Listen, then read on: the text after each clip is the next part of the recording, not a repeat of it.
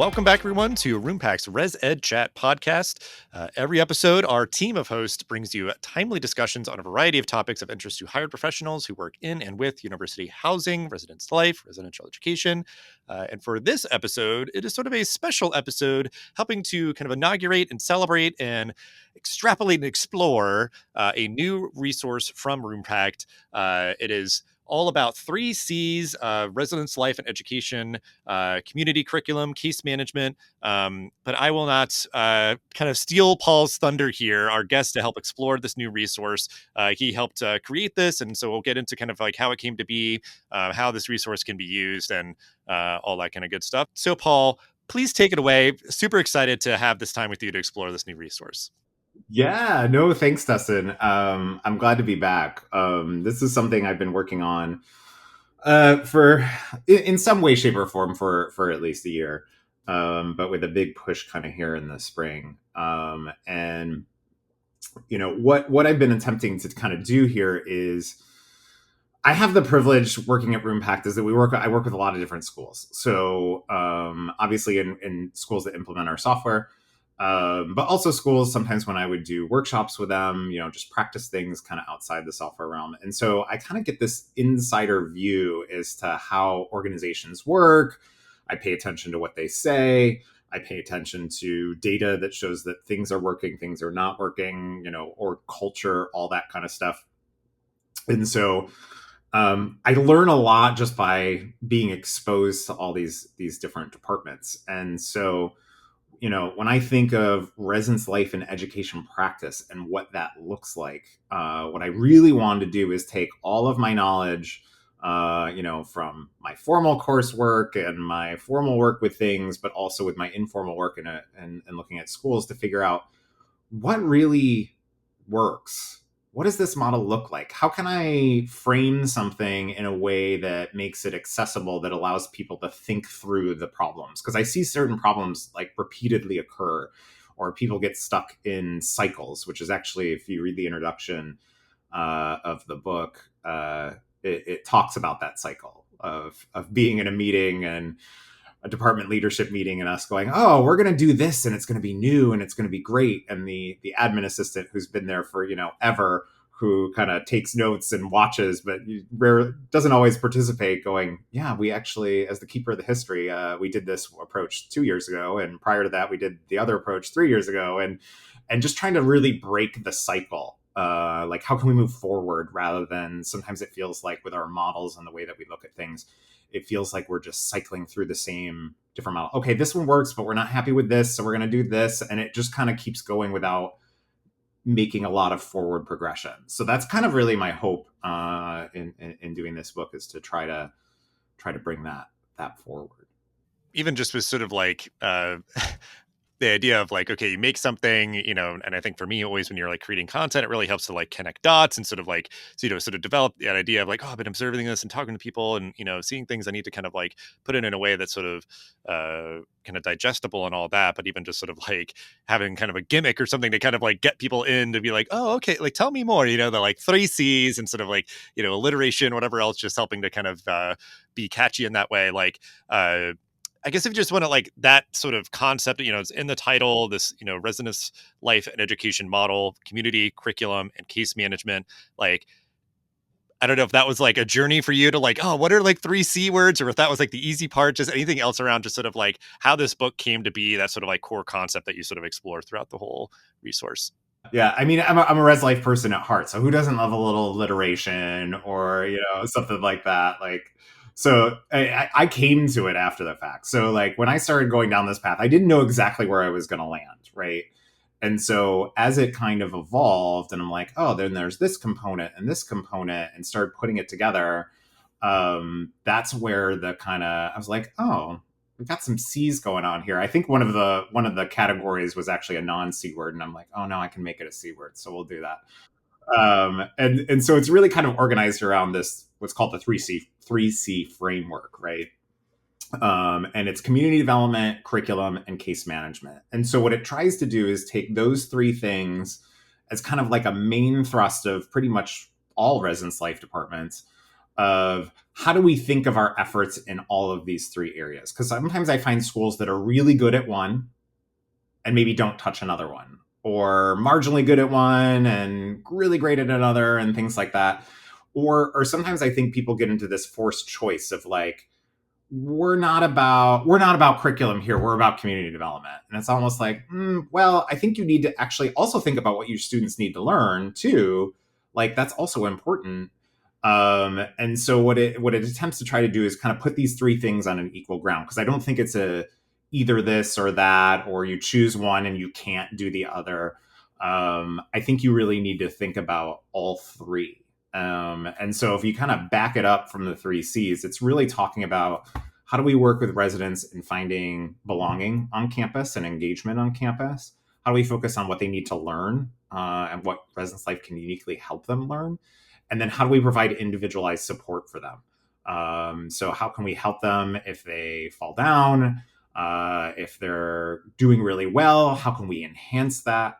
And so the three C's are really attempting to kind of hit those kind of broader goal areas. And that's kind of how they came about, is how can we look at this, all three things, and maybe a department's more advanced in one than the other, and how do we look at how they all interact in there. Yeah, and I think that's what is interesting sometimes is like you might have like the title and you're like, okay, how do I build this out into a whole sort of resource? And other times it's like, yeah, you have the kind of content and then you sort of like try to put a catchy title on it. But I think, yeah, it's such a powerful way to look at this work in a way that honors and respects, all those kind of facets, but like simplifies it, distills it. It's clear, concise, and like, two more C words there. But and what I like even too, just to really kind of bold and circle and underline like the case management, because I think on first pass I was like, oh yeah, like conduct, it's negative, punitive, like holding people responsible, consequences, and all that. It's like that is a part of like, okay, like you, my case, student, resident, like how am I managing you and how you're behaving and treating other people and those sort of things. But it can be exactly what you were saying of just sort of like, okay, you individual are just kind of like you said, sort of falling down, tripping, kind of like you're let's pick you up, dust you off, and help you out, or like even enhance,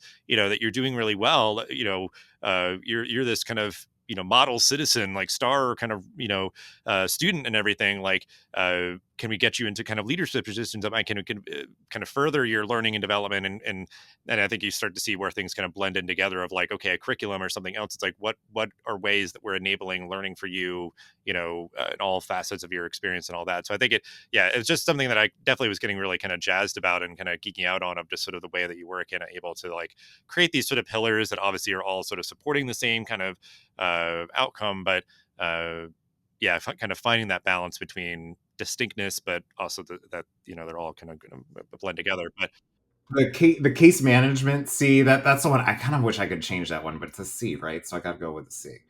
Because really when I talk about it, I mentioned it's about individualized support, and I feel like the case management term feels clinical, in a way that I don't really care for. But the idea behind it is that, we're looking at specific kind of interventions, and that doesn't mean it's always a case. Like, it could just be the RA connecting one-on-one with the student and helping them through things. It doesn't become a quote unquote case, so to speak. But I had to fit in that third C. So there is a case management aspect. Like, it could escalate. It could become something that goes to like a behavioral team or something like that. That's where the real true case management kind of comes in. But it could also not be that, right? And I think there were kind of a confluence of things where we started to see this become more important on college campuses, right? There was the shooting at Virginia Tech many years ago now, that really clued campuses in that they need some form of, usually what's now called a care team or something similar, to connect dots between offices when students get lost in between. And that kind of led into a lot of the more behavioral kind of interventions. And so that kind of took off. But then you also had a lot of people doing early residential curricular approaches that started doing intentional conversations. That's really mostly where that kind of the modern flavor of that came out being. And that was focused more on the educational pieces, and they kind of merge in together. And so you kind of had those two things going on that now, if you talk to most schools, Earlier on when I started working at Roompact, it wasn't the case that everyone did intentional conversations. Now it's nearly universal with every school that I work with. I don't know if that's because I'm working with a select group that's like motivated to use our software because it's so helpful with that. Therefore, those are what I see, but it's what I hear is that it's more common. And so I feel like that's deserving of a look of why do we do those? How does that fit in with things? It might involve a conduct angle. In some cases, it could, but it's broader than that, right? Like, how does it fit into the web of all the other things, the other two C's, so to speak, of what we're doing? Yeah, that's what I think and I'll promise I'll stop doing this. But like another C word of it invites curiosity, but like the idea of like case manager, I think it's just like, oh, interesting. Like, what do you mean by that exact? And like, I think that's the other thing is like they each feel distinct, but they're also like not so narrow and distinct like that it's almost limited because yeah, the other C word you could use would be conduct, like, and that would be like, oh, like that has so many other connotations. Like, well, no, it's all conduct, the way that people conduct themselves or whatever. Like, so I think it is an idea of like trying to kind of find those kind of areas because I think when you're trying to make a model or a framework or sort of this you know uh, just go about how you're sort of like putting some bounds to something like here's what we're talking about and here's how we kind of kind of share the language of what we're talking about here. So I think it is that idea of if you are choosing your words sort of intentionally or just like how we kind of talk about things and all that. Like I do just like you said, I think it kind of capitalizes on the trends of intentional conversations and all that, where it's kind of like, okay, I have my like caseload of students, like the residents on my floor, like how am I engaging with each of them? They're all kind of going through their own things at any given moment in time, where it could be, okay, the student is, looking for experiential learning opportunities. Like, how am I working with, other resources on campus? This student just feels like maybe they need to, get some mental health support. The student is always violating quiet hours, and I need to like address that in some way that's going to be meaningful and, positive or whatever. So I think, yeah, it's a great kind of basis. And I think as a kind of a final quick follow up on sort of the like genesis of this, I was just curious of like, what made you think that like a book was the best vessel for this idea versus like blog posts and everything? I'm kind of anticipating the answer in my head, but like, it feels like obviously because we just put out a lot of content in general, a book was the way that, like the avenue, the modality that you pursued for this, what felt like a book was necessary for this model? That's an interesting question. We've put out books before, but a lot of those other books started as blog posts, and then those blog posts were kind of like put together to form a book to give people more of a narrative. Was how, especially like one of our main books that was about residential curriculum, that's how that came about. So it was almost like we'll do lots of little chunks, and then if we package this together and kind of like add in transitions, people can get the look at the whole rather than in bite-sized chunks. And this really fell in from a different angle. Like this started out as a unitary concept, which produces the book. I'm sure we'll do other follow-up content and things like that, blog posts, pull out pieces, things like that.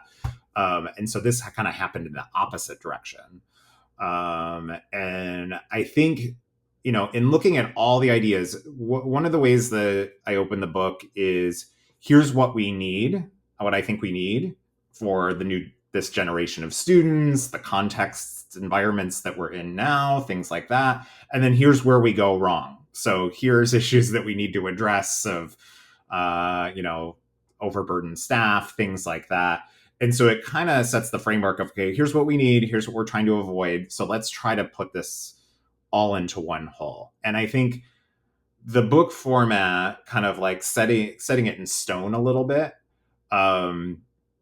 is really one of the things that we need to address one of the places where we go wrong, which is nothing really pulls all these threads together. Like there's a lot of good work, and you go in there and there'll be one article on developing a sense of belonging with a student, another article on here's how you promote student learning and design those experiences, and another article on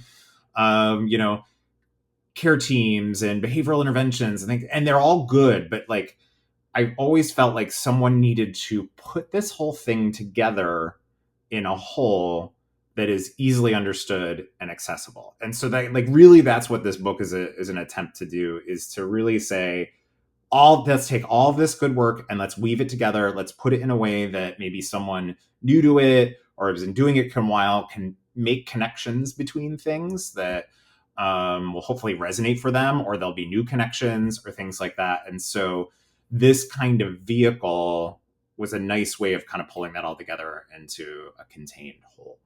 Yeah, that kind of like was my guess. The idea like it sort of warranted being presented all kind of in tandem together, and yeah, like a greater sense of like sort of permanency or sort of respect, or all those kind of like action verbs that were sort of what was swirling around my head. But like, yeah, you could do all these sort of blog posts in isolation and try to kind of carve a path for somebody, but like hopefully you'll click through and kind of go through like all these things we feel like are sort of like related topics and related articles and whatever else. But if it's just sort of like, all right, if you sit down and you have this and you go through it in its entirety, you're really going to get the kind of, whole kind of narrative and point of view, the whole model versus, yeah, you're just coming like one third of the way because it's like, well, I'm kind of more interested in this or whatever else. Like, because I think that acknowledgement that you were making where, uh, you know, feeling very strongly that every team should be working earnestly in all these areas versus being like, oh, we just do, community development. We don't do those other things or whatever. It's like,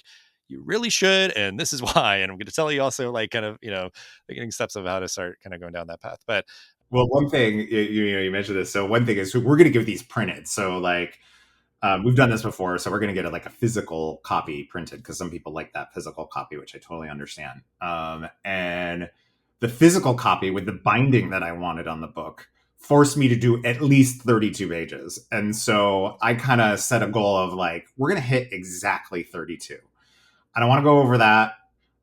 So it also kind of forced me in writing it to be like, okay, here's the limit on what I have to fit this in. And everything has to fit in this, which I think also, oddly, without intending it, was a benefit because I'm like, I have to be succinct. I have to make sure that it fits within this 32-page framework.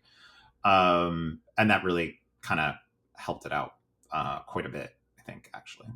yeah, that's great. And neat little like kind of behind the scenes on sort of like how kind of the sausage gets made kind of thing of just sort of like, well, this is like the choice we have to make sometimes, like the like weird arbitrary things sometimes actually do inform like, yeah, kind of putting bounds on something versus like, well, it could be like, I don't know, 300 pages of this, that, the other. It's like, well, actually, the printer needed it to be at least 32 pages. So that's sort of like, And then when I go to a conference or visit a school, it's also a lot lighter and easier to transport if it's slimmer. So there's a practical piece. yeah, like, I can only fit one in my book bag, so here you go. But so yeah, and I think when you're looking through it, through the 32 pages and everything, like there's a lot in here of kind of the classic theories and concepts that sort of like underpin our work. So I kind of wanted to like, if somebody's just like looking at this and just like kind of call out this sort of general point and kind of give you an opportunity to sort of extrapolate on this of like, how do you see all of these sort of like classic student development kind of theories and things and those frameworks and concepts like working in harmony with like kind of where we are now and kind of the present world, oftentimes very different from when these theories were like developed initially, kind of working in harmony with like digital platforms, ed tech, and just sort of acknowledging kind of like the present, I guess, is sort of like my general mindset of just sort of like, I think, you made that kind of deliberate choice to, I think, bring in and kind of anchor and ground a lot of this in those classic theories. So how do you see kind of the harmony of all of that with kind of our present moment and utilizing like digital tools and platforms? Really, if you look through the concept of, I'm not proposing some absolutely new theory or things like that. So this all draws from previous good work by a lot of different people. Some I've had some hand in some of it, but I'm not dropping something new that you couldn't get from the literature yourself. What I'm really trying to do is package it together, bring all the pieces together in a way that makes it simple to understand, that gives you, exactly like it says, a framework, meaning, okay, here we got all these pieces, and then you at a campus can kind of take a look at it and decide, this is more important to us because of the students we serve, or I even go so far as to say, here's some learning goals that would be pretty common, but you could adopt these, but you should also adapt them. And so I'm not really giving people anything wholly new. I'm packaging it in a way and trying to make it in a way that's more accessible, that people can understand it. which I don't think has been done well in the past. And I mean, that's one of the things that relates to my day to day work, right? Like, I work for a software company. The schools that come to us, I think, kind of already get this. And when you start going down this path, you realize, oh, we need specialized tools to do the kinds of things that we want to do, right? Like, we have a housing management software. We have a Star Res. It might have a few little components that help with like programs and things like that, but it's not the main focus of that company or that software. You have student conduct software or things that help with case management. Most likely, it's going to be something like Maxient, and that helps with that. But then when it comes to this stuff, the life and the education, or as I usually say, like after they move into the halls, um, if you want to do deeper level things, you need a specialized tool, and that's the only thing that we do, right? So that's the thing that we try to do the best, and that's why I always kind of think of how all these things kind of fit together, because of the schools that I work with in my day job. These are the kinds of things that they're looking at that's important to them. That's the reason they came to us to get our software even in the first place, is because they're like, yeah, I'm looking at all these other tools and they're not really going to be doing the types of things that I want to do. Or I have to hack them, or I'm, living in a Google spreadsheet trying to trying to twist this thing to work the way that I want. When that's where we kind of come in and be like, we already designed it for you, right? And so to me, it very much fits in with my work. So that's even why too, I mentioned some things, especially for our schools that use Roompact software, like this is where it would be useful, but you can adopt this model and not use our software. I think it's going to be more difficult if you want to do some more complex things with it. But there's nothing specifically in this that is, precluding you from doing that. And so that's why even when we put out content, one of the things we try to do is this in service in the field as a whole? Whether that also includes our software clients, is usually it does, but it's not necessarily always like hey, this is a big marketing push for Roompact, and give us your email address, we'll email you and all that kind of stuff. So like, because it's not what we do, because we think that I think that if the field benefits, then we benefit as a company when we do it in the long run. People will come around to our way of thinking eventually if they're not there already.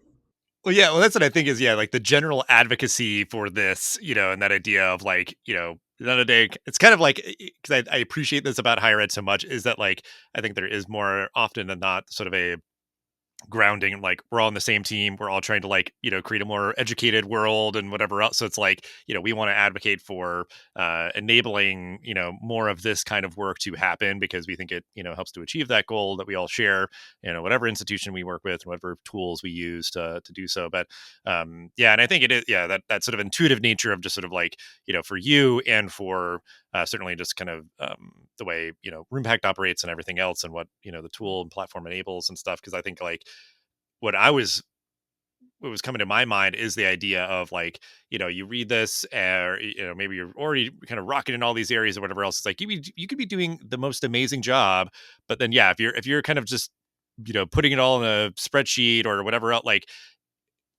you're sort of mitigating, I guess, maybe like the um I guess certainly like the sustainability of it, because I think that idea of like not just knowing sort of anecdotally that like what you're doing is reaching as many people as possible, having kind of an outcome, or tracking things long term or whatever. Like I think you need to have kind of the housing to kind of keep all this in, or sort of like uh something that helps to sort of like make sure you can kind of check your work, share your work, with your colleagues and things like that, versus it just being like, oh no, we got it, we're doing all this, we're doing all the things that like are in this book. And it's like, well, but like, how do you know that you're doing it, or how could you like kind of help to transition things or whatever? Like there's so many of the kind of the uh like the details of just sort of like having all of this work that is grounded in the classic theories or whatever else, working in harmony and feeling that much more enabled by good tools and digital platforms and stuff. So I appreciate you sharing that, and I think, yeah, go ahead. that's the specialization, right? Like, yeah, there's some, you could use a Google sheet, you could use other things to be like, did we do it? Yes, no. Maybe some light questions, but the deeper you go into this, you need stuff. It moves more into the realm of assessment and evaluation of like, okay, what's going on in those spaces? How well are we doing this? How are we improving it? And if we can make that easier, if there's a way to make that easier for people so that they can turn around real time data, so that they can use data to inform their supervision or their practice, like that's the value add. And that also, I think, hits with the framework, is it's trying to make those things more readily accessible rather than get lost in the wildness of a year when you're going from one thing to next, that if you turn into a checkbox behavior, which is, I can't fault people necessarily for, like, if things are really out of hand, you're like, I'm just trying to keep things afloat. Can we make it easier so that you don't have to feel like you're just keeping things afloat? Yeah, absolutely. So I will give you the final word here because I think you've alluded to this a bit, but just to kind of wrap things up for folks, how do you hope that readers will use this resource, like individually, the teams, department wide, kind of just whatever sort of top of mind as we're kind of just pulling all this together? Final word is yours. Yeah, I think, one thing that I found just in residence life literature in general is it's very scant on this, or it's fractured into pieces. And so my hope is that, by pulling it all together, at the very least, it provides a common read for like a team to go through and say, hey, what resonates here? What do we do? How do you think that fits in? Here's what we like about it. Here's where we think we would be different about it, things like that. So it kind of at least gives a common thing for people to take a look at and kind of reflect and start questions off of. I think if people go deeper with it, it really does try to give a structure for how to implement this in practice. So it's not just here's what you should focus on, but here's how you actually put it into practice. And also it tries to simplify that, because I mean, I'm guilty as anyone, as a well-intentioned smart person that has a penchant for over designing things. I've learned that you really need to hold that impulse for over design as much as possible. And so in doing this, that lesson that I've learned personally, it attempts to try to pull that back from over design by like, stop here, do these minimal things, don't make it more complicated. And it really tries to hold people back. And so that's my other hope, because previously when I would kind of work with some of these concepts or teach some of these or do workshops on them, I started more with the broader, oh, what do you want, students to learn? What do you want students to experience? And then we kind of built that. But what ends up happening with that approach, not always, is you end up with this really complicated model with all these things that are ambitious and great and not wrong, but not workable in practice. Like, they're not very pragmatic. And so what I'm doing with here is, okay, let me be a little bit more directive and say, here's a practical guide. Now start here and modify it, rather than start with broad and then figure it out. And I think this is a better approach for most schools. I worry that it risks making it a little too generic. But I encourage schools to kind of customize it to them and their student population and their institution type and things like that. But I think starting with, here's some particulars, here's something that you could just even pull off a shelf a little bit, is going to help people in that way. So I hope it also helps in their kind of planning and their structuring, and they're looking at how they use staff time most effectively. Absolutely. Well, I always said I wouldn't do it anymore, but I'm going to do it one more time. I feel like this is a good cookbook. Another C word. Uh, You've been thinking about that this whole episode. You've been waiting to pull that one out. Yep. Because I think, yeah, it's like the idea of giving a recipe where it's like you do it the way that it's written the first time, and then it's like, hey, feel free to like, razzle this up. If it's like, oh, I want it spicier, I want it like the sauce a little thicker, or like whatever.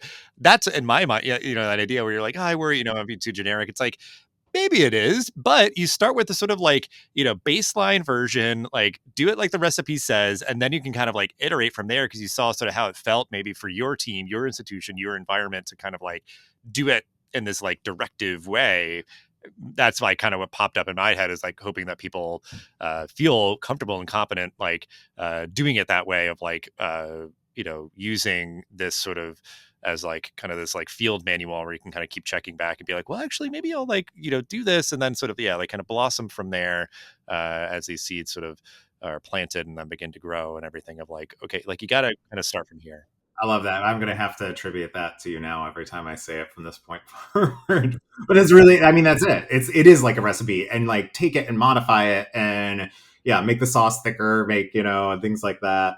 It really is that approach. I couldn't have summed it up better myself because you just Well, I appreciate that. And yeah, just feel free to, put a little, quote attribution there. But well, and so, I mean, just obviously this is like a great resource. I appreciate, you putting all this time into it. I mean, you're always just so generous with sharing your insights, jumping on the pod, obviously, pretty frequently, and, just being kind of the engine that helps kind of drive so much great kind of knowledge sharing and everything that comes from, the blog and everywhere else. And now, in this great book as well. So I appreciate you coming on to share more about it.